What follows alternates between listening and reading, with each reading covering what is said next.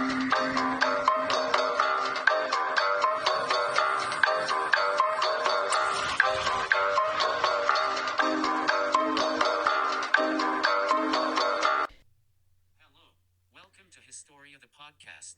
are Jamie and Kiley and we love to tell you about history. I will let the people talk now. Goodbye. Farewell. What was that laughing? Ha ha ha ha ha ha. Welcome to Historia. Oh, I can change the voice. Oh God, that was Aaron, but I could do Aaron. I could do Fred. I am an American English lawyer. Where's Samantha? Hello, my name is Samantha. Okay, I she am sounds an like American Siri. English voice. But they have Australia and all kinds of things. So for the future, don't worry, guys.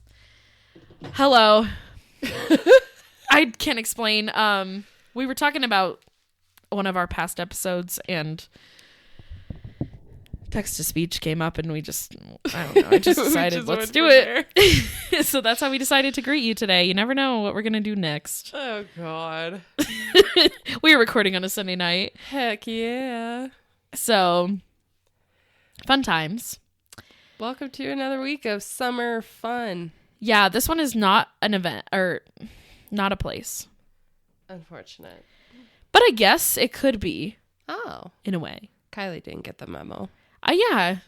I didn't get the memo, but at least we know we're not doing the same thing. That's true. That'd be really funny if we did another one that was the same. Oh, God. But no, this is a person today. We're going to be diving into a person who is very important, especially to a certain group of people. Is this like a play related one again? Yeah. I freaking knew it. Again, when did I do a play one? Let's see. You talked about the six. Oh, the musicals, yes. Yes. Yeah. I do a lot of, I'm very inspired by musicals for sure. Yeah. This is very theater related. It's a person who really changed. You can guess it instantly. It's somebody I've been wanting to cover for ever since we started. Oh. So, I guess this theater world person. Playwright. Shakespeare? Yeah. He's not from London. He moves to London. Oh. That's where a lot of it takes place. Yeah. Are you doing him? Yeah. Oh. Yeah. Why did I even think about that? Because he's from like Rome, isn't he? Well, he originally is like from the Rome. Well, it's confusing. We'll get there. Okay. He's yeah. We'll get there. He's Italian, right? No, he's just inspired by Italy in a lot of his work. You know, I know nothing about him. I have his birth town written down, but I don't specifically. Let me see where. Yeah. So I had to do him because Shakespeare has always been a big part of my life. And he's a mystery. You should have put that in the text to speech. Where art thou? That would have been really funny. Oh, I should have done that. Damn it. Missed out on a good opportunity. But don't worry, guys. I'm going to be doing some acting for you today. If you don't know, I'm a huge theater nerd. So, yeah. Yeah, he was born in Stratford, in England. Oh. So, that's where he's from. But he is inspired heavily by Italy, Roman work. And then he moves to London to ditch his wife. Oh, shit. And there is a musical about him. So... If you wanna check it out, it's called Anne Juliet. It's kind of about him talking to his wife about writing Romeo and Juliet and how she wishes there was a better ending. So then she kind of creates her own ending. It's really good. It's a jukebox musical, so there's a lot of popular songs in it. It means like a lot of songs from different famous artists are in it to create a story. Oh, okay. So anyway, okay. So I'm gonna geek out a little bit because this is my thing, but. I just find him so interesting because he's one of a kind, truly. Yeah. There's not many like him. And he is so mysterious because there's like nothing about him anywhere. So I was like, I'm going to see how much info I can find. And my information today is coming from an A&E documentary, but mostly from Folger Shakespeare Library, because there's a ton of information on there about him. I also have a book about Shakespeare that I got some information from. It's just called The Life of William Shakespeare, and I did not write the author down. So I'll put that in the notes. Okay, so he is the greatest playwright ever. If you've never heard of him, get a life. No, I'm just kidding. But he's known to be, the greatest playwright of all time because he's well known everywhere. Mm-hmm. His plays are performed everywhere, and it's different than what we see now. The words that he used are very different than nowadays. I was in a Shakespeare play, and we would have like 4-hour rehearsals of mostly translating what he was trying to say. Holy shit. So there are dictionaries of Shakespeare. Yeah. He's like his own language. Did he intentionally do that? Yeah. He actually changed a lot of the words that we had back then. He kind of created his own like language. Okay. And then we were able to translate that into new words. So yeah. It's like he's pretty iconic. The Rings language. Yeah, I guess. I've never seen those, so I don't know. There's a reason why I haven't seen those. Boring. Just kidding. Okay, so anyway, let's dive into his life, shall we? His plays, poetry, and unique words have become the essence of our English culture. It's true. Now, I've never considered myself like a huge Shakespeare fan because it is a lot of work trying to read his work. Yeah. Yeah. But I have high respect for him, and it's fun watching his shows and trying to read. As reading his work. I also teach acting lessons, so it's fun to have kids try to read his work because they're always like, what does that mean? Some kids are really interested in it, which I like. So yeah. He shows a good example on the human experience through all his words. That's something that he heavily focuses on, is kind of the real things that humans go through and how he can express that in a poetic way. Basically. Yeah. So we see a lot of mix of comedy and tragedy. And he was the first one to really create the idea of those two coming together in a play rather than it being one or the other. So we have dramedies. So he shows our innermost thoughts as humans, and his own life is very mysterious. So we're going to dive on into that. He lived during a time of England's conquest and discovery. This was a time where England was a rising power, and Queen Elizabeth was the first queen that was reigning at the time. So for the first time, they had a sense of pride for England. They were very proud of what they kind of created and the English language. Mm-hmm. He was born possibly on April 23rd, 1564, although nobody knows for sure.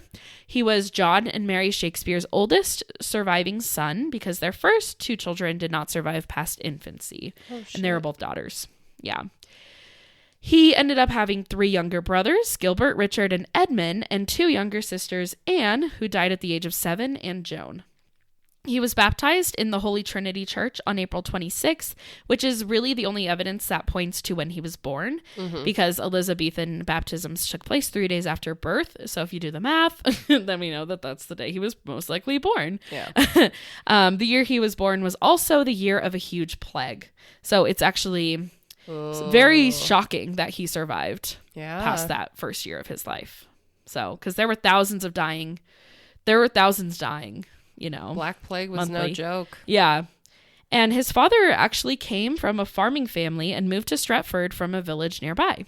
He was a glover and leather worker and made his way up the social ladder very quickly. So he actually became an alderman and then the town bailiff. So it's kind of like a mayor when William was 5 years old. So he's like leading this town. So he was pretty successful, but it didn't last long, and nobody knows why. So there's the first mystery, number 1. How old was he? The dad. Oh, wait, what? Him? I thought you were talking about him. No, his dad. Oh, yeah, he's only 5 at this point. Damn. Yeah. We don't know anything about his childhood really. We know his mom, Mary, was lively and intelligent. She was also from a farming family, so they kind of had that in common when they raised him. And then William had a very disciplined life. So because they were both from farming families, he would have to get up super early. He would go clean his teeth with a soft cloth and paste, and then go downstairs and hope to get his father's blessing, meaning that he might go help his father or he might go to school. It just depended on how his dad was feeling that day. Oh my God. So, and he really liked going to school. Yeah. So he could learn more. So, and Elizabethans took school very, very seriously. So the day was long and hard. It's very different than how school is today, because there was a lot of like, we'll say abuse. I think there was a little abuse because they're forcing these children to stay in their seats for a long period of time and learn these really, really hard things, different languages and different things like that. So he actually learned how to translate text from English to Latin and vice versa. And he read Latin classics and fell in love with reading. That's probably why he wrote the way that he did. Exactly. Fucking knew Latin. He knew all the words. Ugh. Yeah. Latin is. So he was actually expected to speak Latin by age 8 in his school. Yeah. So That's a tough language. I know. And he had a big interest in the Roman culture, which we see in his future plays like Julius Caesar, The Tragedy of Antony and Cleopatra, Love and Carolinus. Yeah. And there were traveling theaters that came to Stratford every year that William loved to attend, and he attended the Earl of Leicester's festival at the castle when he was young. And Dudley was the Earl at the time. He arranged the festival to charm Queen Elizabeth by using plays, music, singing, and dancing. Wow. He's trying to get on her good side. And this actually was possibly the inspiration of my favorite Shakespeare play, Midsummer's Night's Dream, because we kind of see this description of everything he sees happening at the castle, which was possibly from the inspiration of this. Now, let's go back to his dad. His dad's business dealings went down and he wasn't bailiff for very long. So William didn't have the money to go to college. Unfortunately, as much as he wanted to continue his education, it did have to end around the time he was 14 or 15 because they couldn't afford it. Damn. Yeah. So he stopped going to school. And we don't know anything else about his young life. That's it. That's all we have. They're known to be the lost years. Oh. So it's sad. We don't know much about his personality. We don't know like his other interests, their family life. Like it's lost. So yeah. Couldn't have been that great if no one knows. I know. It might be hidden for a reason. I mean, he probably spent most of his time at the library. Right.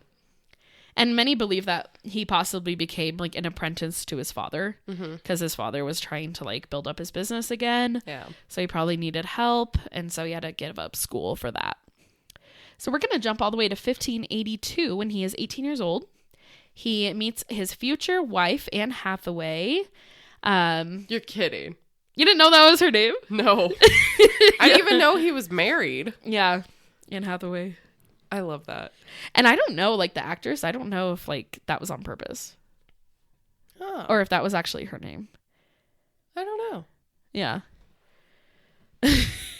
Just interesting to think about. Curious. Yeah. What if they did a play or like a movie and Anne Hathaway was his wife? So it's Anne Hathaway played Anne Hathaway. That'd be pretty iconic. They should do that. I mean, she could be in Anne Juliet, the musical. If they made a movie version. Yeah. I actually could have researched Anne Hathaway's life because when I got to the end of his, I was like, I should have done hers, but I didn't do that. So I'm sure she maybe might have had a good childhood and then let's just say their relationship was dead the whole time. Oh, That's yeah. that's rough. There's no love in this situation. I'm just going to say that much. It was just expectations. Pretty much, yes. So he met Anne Hathaway. She only lived a mile away from him in a village. The village that she was from was Shottery, and she was 8 years older than him. Damn. Yeah. Cougar. I know. So they got married when she was 26 and William was 18. Damn. And here's why they got married. Ooh. She was preggo. Baby. Yeah, she was preggo. Oh, scandalous. It was very scandalous. So she was already pregnant with his baby. And they ended up having a daughter named Susanna. So one night stand turned into a full ass marriage. I think so, yeah. Damn, that sucks. Ain't no birth control. You don't know that pull-out game. Yeah, so it's quite likely they may not have gotten along. Yeah. You know, or been compatible. Probably like, I'm with child, and he's like, fuck. Damn it. Like, do you want to marry me, I guess? Yeah.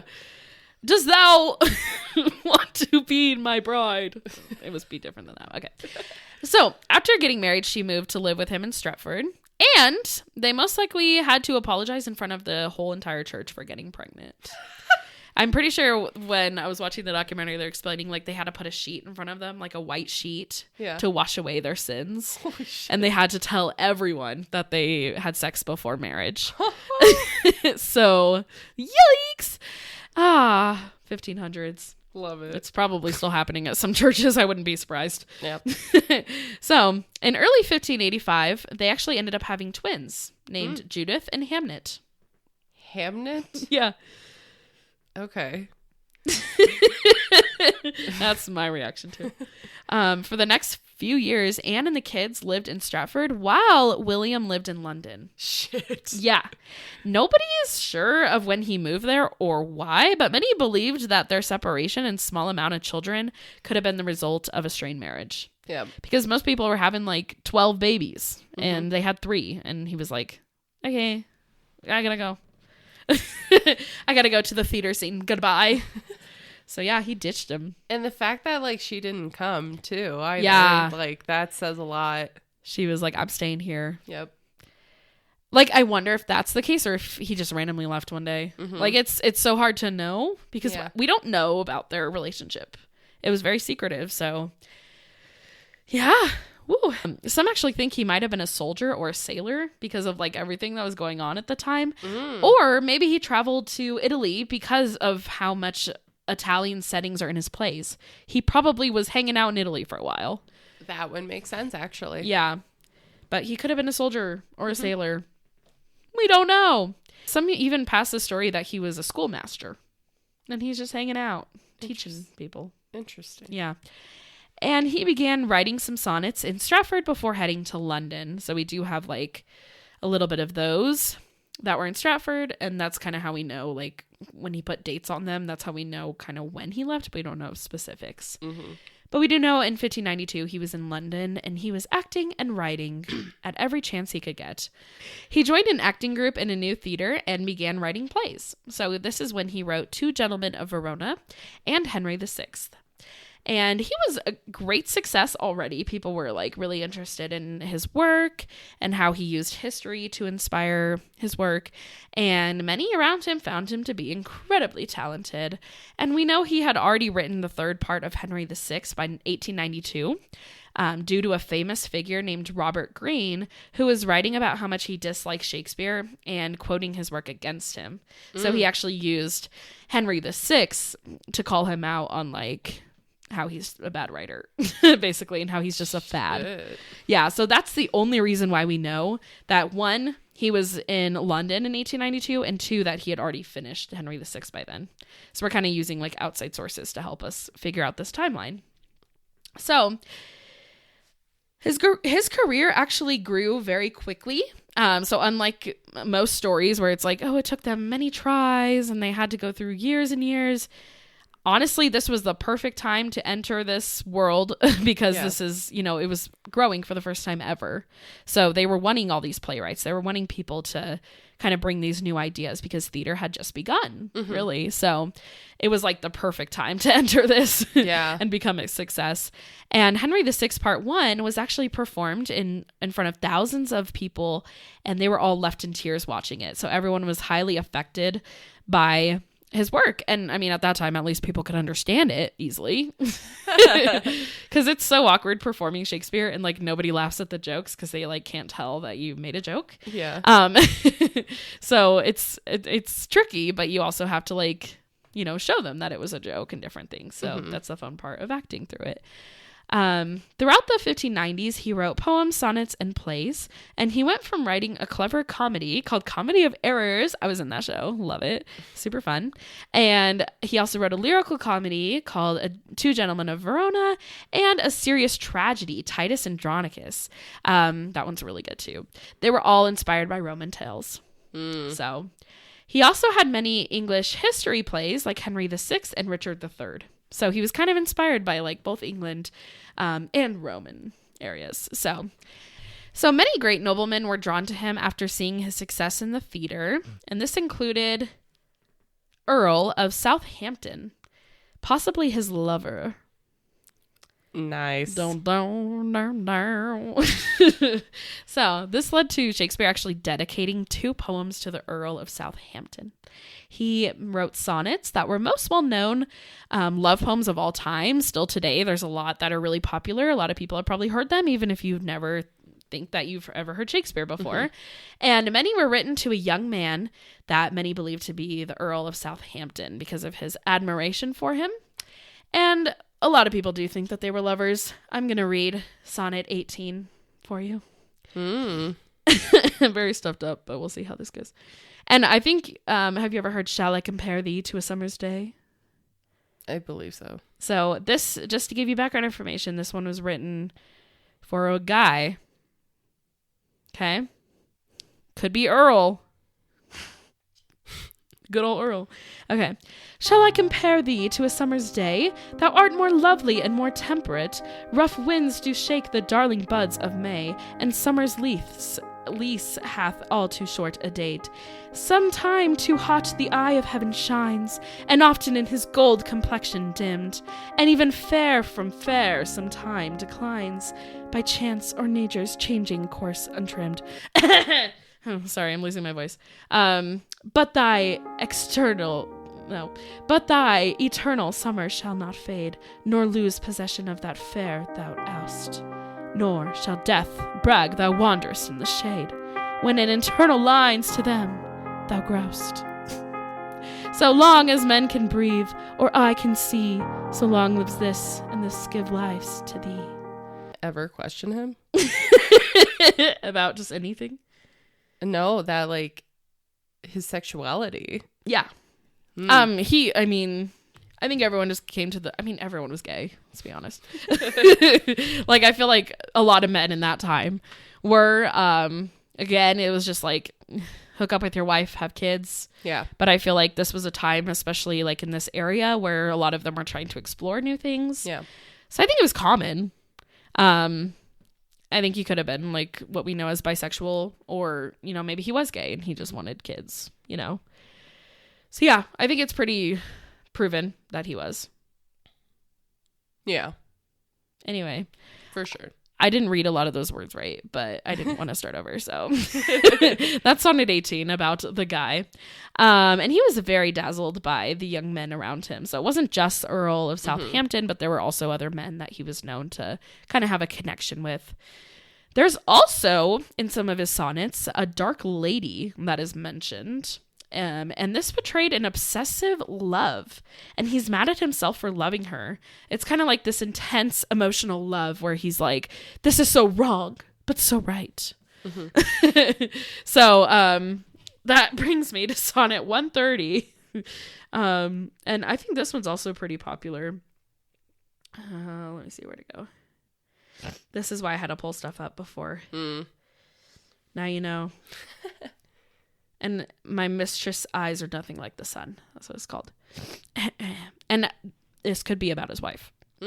Just saying. Or a mistress. You never know. My mistress' eyes are nothing like the sun. Coral is far more red than her lips red. If snow be white, why then her breasts are dun. If hairs be wires, black wires grow on her head. That's very nice. Wires growing on your head. God. I have seen roses damasked, red and white, but no such roses see I in her cheeks. And in some perfumes is there more delight than in the breath that from my mistress reeks. I love to hear her speak, yet well I know that music hath a fair more pleasing sound. He's like, I actually don't really like to hear you talk. I grant I never saw a goddess go. My mistress, when she walks, treads on the ground. And yet by heaven I think my love is rare, as any she believed with false compare. He's just trashing on his wife and trying to compare. I think it's about else. her. Yeah, I do think it's about her, but it's known to be the dark lady. There's a lot of sonnets about her. Yeah, that's the tea. All kinds of stuff going on with him. I don't think he even knows what he wants, honestly. Literally. But at this time, the theater is really greedy for plays, and directors would actually knock on the doors of playwrights asking if they had a script. They're like, we need more stuff. Come on. Oh my God. And they knew that a lot of them were working on scripts. So they'd be like, are you done? Let's go. Hurry up. And Shakespeare, because of like the need for it, he produced 37 plays in the 20 years that he was in London. Holy shit. Yeah. So he was very focused and kept to himself, and he would rehearse in the mornings, perform in the afternoons, and then he would write in the evenings. So he's a busy boy. Yeah. Now, if you think about it, writing in the evenings means you have to spend money on lanterns and candles, you know, all those things. And also a huge cost in paper. So he might have also worked in a pub where he would get free lighting and could possibly eat there. But he was possibly spending a lot of money on writing. Now let's go back to his family. What's going on with them, right? They're growing up without him, and he's just over there writing new plays. Oh my God. Yeah. So, I mean, I didn't really research like Anne's perspective. I don't know if there's much out there on hers, but obviously not a happy marriage. He's just ignoring his family as much as he can because there's really no way to like contact them. Mm-hmm. So the family is growing up without him while he's writing plays like Love's Labour's Lost, Romeo and Juliet, and A Midsummer Night's Dream. And he had to be on call every day of the week. So visiting his family in Stratford would have taken him like 2 to 3 days just to get there. And he doesn't have the time because he could have had to be there right away. Like he might have had to work. So the only time where he really could visit is during 40 days of Lent because acting was banned during that time. Really? So, yeah, so he could visit them then. Interesting. But that was it. So, and imagine that, like your dad's there for 40 days a year, just like, hey guys, how's it going? And you're just like, who are you? yeah. And another interesting thing is in a lot of his work, when he speaks about marriage, it's not very happy. It seems to be very like loveless. Mm-hmm. So it's more of like his infatuation that he writes about with people who have like crushes on people, or they're interested in someone, or they're in love with them. But when he talks about marriage, it's kind of like it's forced. Yeah. Like it has to be there. So he's using like his actual experience and putting that into his. Yeah. And one example is in 12th Night. Orsino says to not marry an older woman. Because they do nothing but harm you. And he married an older woman, so damn. Yeah, he was Savage. a little salty. And it's possible his marriage was dead, of course. And going back to kind of his time in London, there were serious outbreaks of the plague throughout the 1590s. So they were killing 1,000 people a week. There was a 70% chance of dying if you caught symptoms. So yeah, it was pretty quick. And many fled the city, and of course the theaters closed because of this. Mm-hmm. So this happened every few years. So it'd be like, oh, we get to perform a bunch, try out all these new plays. And then the next year, they could be banned for a couple years. Mm-hmm. You never really knew when the plague would come. It's always creeping on him. Oh. Yeah. I mean, the plague was always there. Yep. But anytime where the cases kind of got higher, that's when they had to shut everything down. Mm-hmm. Kind of reminds me of a COVID, but of course we've talked about this. The plague is way worse. Yeah. We've talked about this. So he actually had a really big fascination with death. We see this a lot in his plays, and there's a lot of dark themes that kind of show that interest that he has with everything. And this possibly was because of the inspiration that he had with so many dying around him, and kind of seeing people reacting to those things. He didn't shy away. Yeah. In summer 1596, Hamnet, which if you remember, that's one of his twins, he died at the age of 11. Oh. Yeah, this was his only son. So that would mean that there would be no young Shakespeare that would inherit his wealth, technically, because it's supposed to go to the male. So yeah, now he just has 2 daughters. Nobody knows for sure how Hamnet died, but it's probably disease of some sort. Now, no matter how much money he earned or how much land he'd get, it would all disappear because it's not going to go to anybody. Mm-hmm. He began writing longer plays that reflected his life experiences, especially after losing his son. If you notice, Hamnet sounds like Hamlet, and he actually wrote Hamlet right after this happened, we have, that's, if you're not sure what that is, to be or not to be, that is the question. That's from Hamlet. But this was actually one of his favorite plays that he ever wrote. He had a very strong connection to it because it kind of shows his like grieving process through. And then he starts writing a lot of more dark tragedies. Yeah. So in King John, he writes about sad kid's death, which we think is inspired by Hamlet.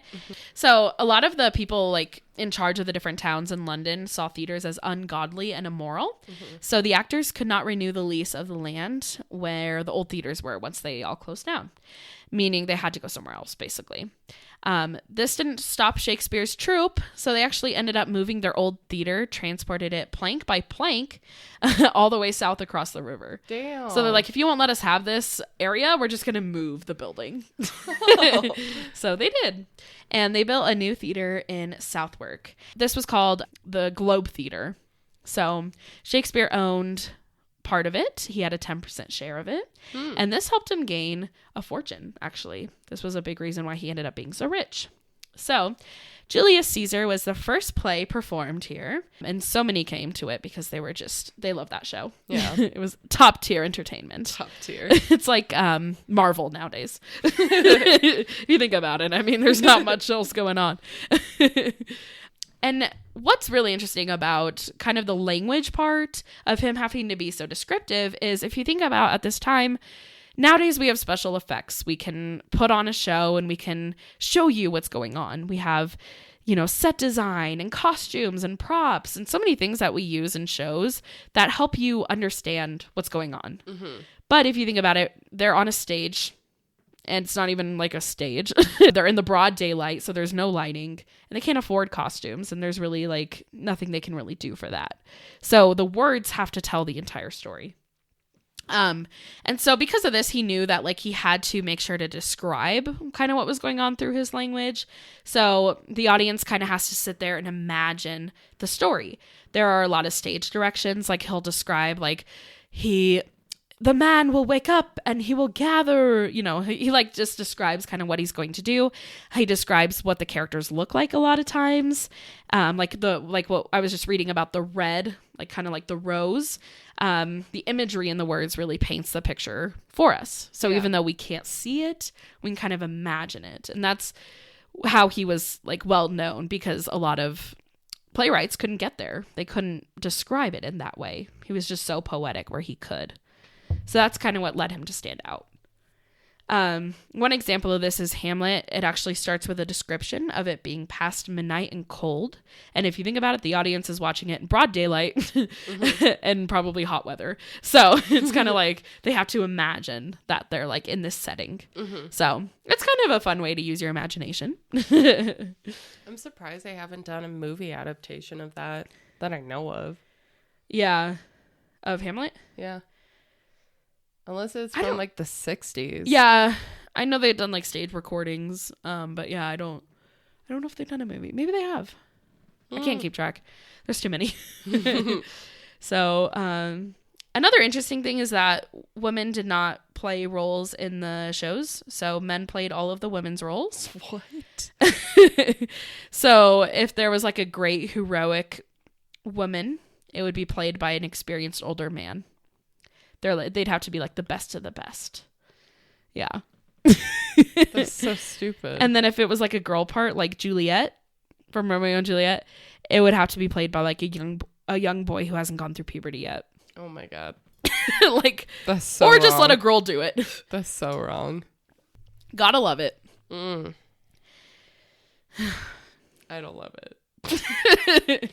Let's just a friendly reminder that people have been dressing up as the other gender for a while. Yeah. So let's get over that. Okay. Anyway, Shakespeare played many of the big kingly parts because he was so experienced, because he was like the top of the top. So he got to be like the voice of Hamlet's father. He played him, which is basically like the ghost that is instigating the story. So he got to play all the really cool parts. That's crazy that he actually was in his own place. I know. It is really crazy. And the whole aspect of him being like a a trained actor was really important to his writing, because like the more that you act and get experience, the easier you understand kind of how a play can work. So it led to him becoming a better playwright the more that he acted and got that experience. And he actually never described himself as a playwright. He would call himself a poet. Which makes sense. I mean, if you really look at his work, it is poetry. Yeah. There's actually a specific rhythm. I forgot what it's called, but it's kind of like the sound of a heartbeat. So he wants all of his work to be read in a rhythm, like it's somebody's heartbeat, because it's like that's how they're feeling it at the time. So a lot of the times, like when I was in a Shakespeare show, we kind of practice that rhythm because you have to say it in a poetic way, right? It's all poetry. Yeah. So it's really interesting. He also has a certain amount of syllables. I think it was like 10 syllables per line. So that's wild. Yeah. I don't know how a dude can do that. How anyone can. I know. It's very interesting. You have to think a lot about that. Yeah. Yeah, so his words really transformed the English language forever because of his awesome poetry. Now, he didn't invent a lot of his stories, which is interesting because most of his stories are just retold from history, or they were already written stories. Richard III was already a popular villain, and Henry V was a popular hero, so he kind of like used them to make their story even more dramatic.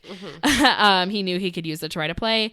And he did a lot of shows like that where he was like, we have these people from history and I'm just going to use them to show their love story, Cleopatra. So that was kind of his style, which I think is really fascinating because it ties back to something. By the 1600s, he was writing more profound and tragic plays. And after writing Hamlet, he decided to just stick to dramas. He was done with comedies. And in 1603, King James I was crowned King of England. Now, why does this matter? Well, Shakespeare's troupe became the king's men. So they were the actors of the court and the king.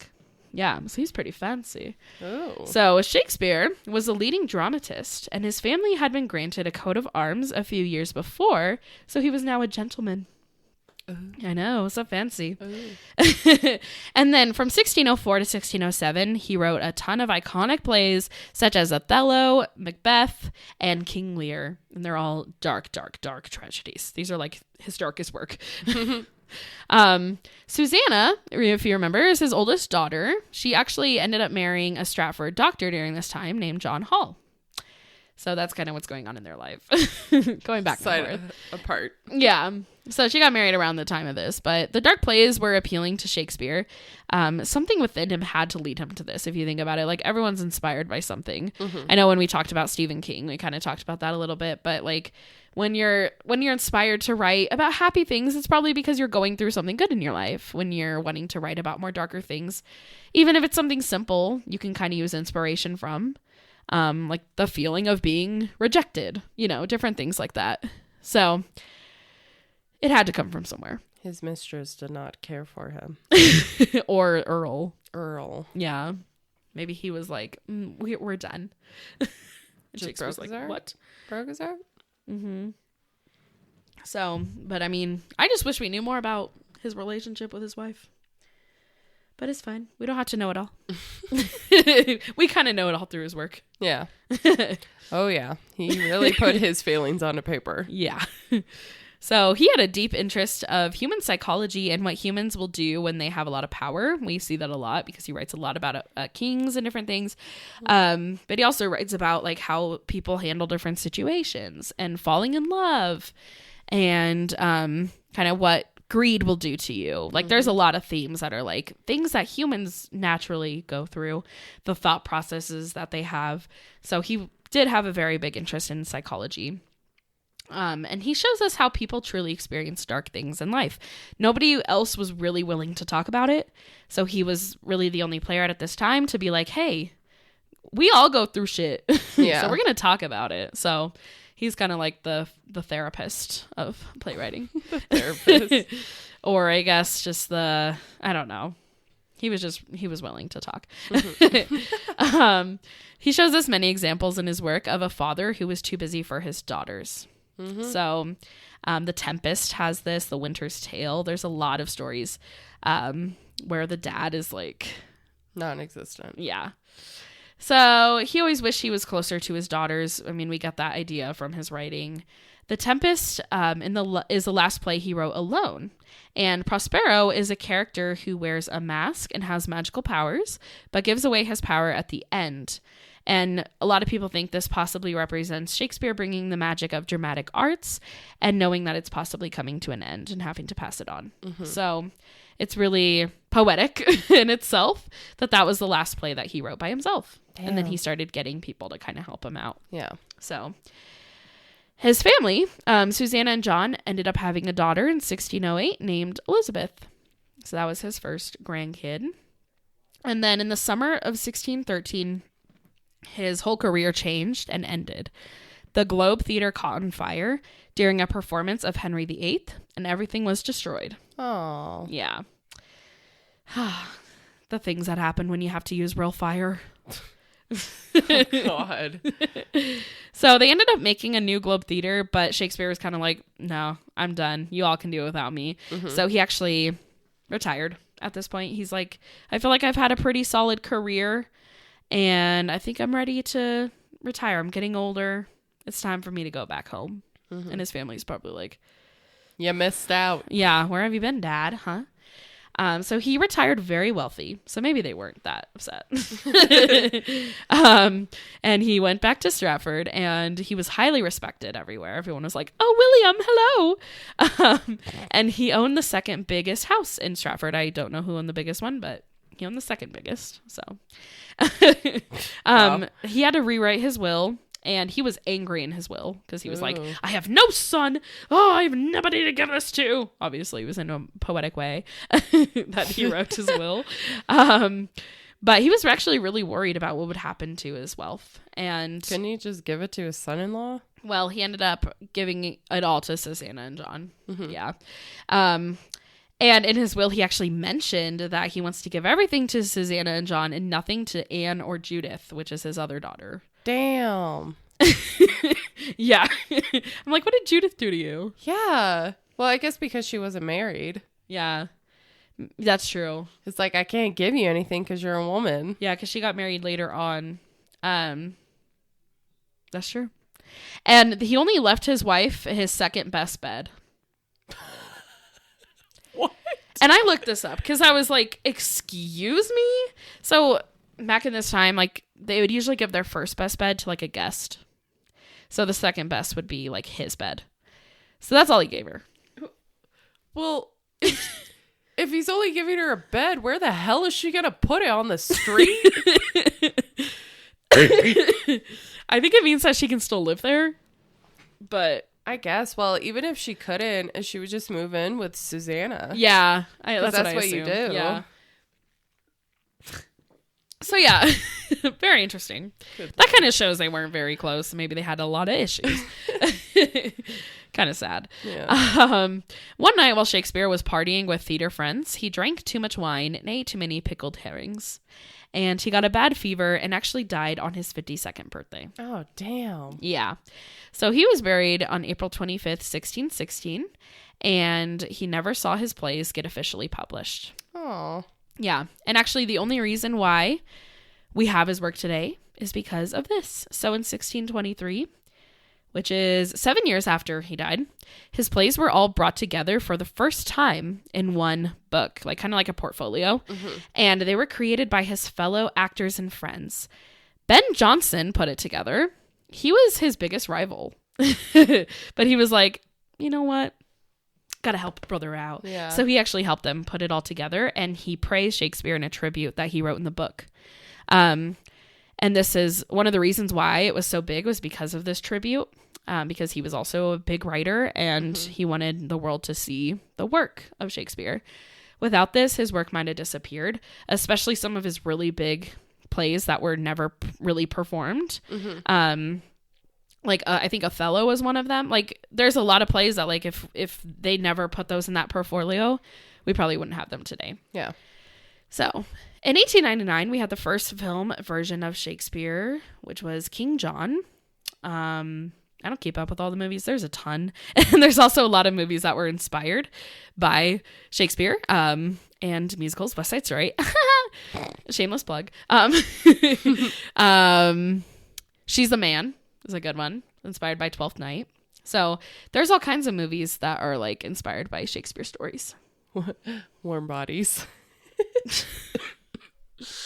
Romeo and Juliet. Do you remember that one? Yep. Romeo. Oh my God, we both had coughs right now.